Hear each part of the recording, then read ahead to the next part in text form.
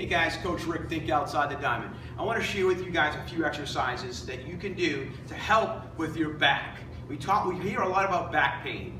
Obviously, there's a lot of things that go on with it because what we say is where the culprit is not where the problem is. Where the culprit is not where the problem is. And that's a lot of times what we talk about with back pain. It's not your lower back, it's other issues that are connecting into your lower back. I want you to think of this as your anchor. Okay, you have your legs and arms coming off the anchor. If this is off, then everything else is going to be off.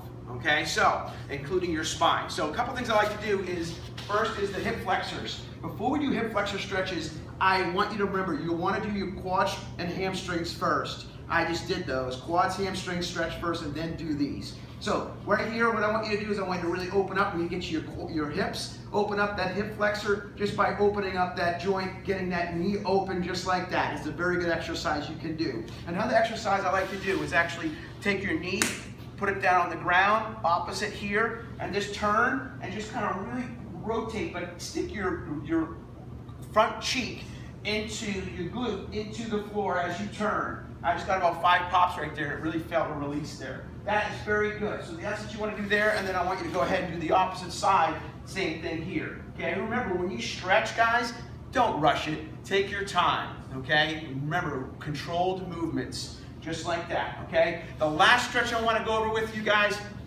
is so important.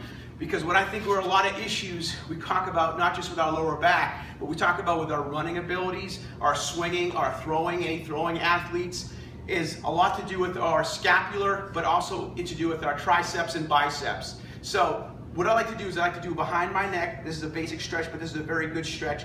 But I want you to add a little bit of variation to it. I want you to lean to the one side as you're doing that tricep stretch. So now you're getting a nice stretch throughout that upper and lower lat. Very, very powerful. I had a tennis player in here not too long ago, probably the next Andre Agassi coming up through the system, and he has a lot of issues when he serves. He's very tight through here. So this is an exercise I give him a lot of times to do. And there's another stretch I'll give you in a second. So they do that side and do the opposite side and lean that way, again, for about 3 to 5 seconds. Breathe.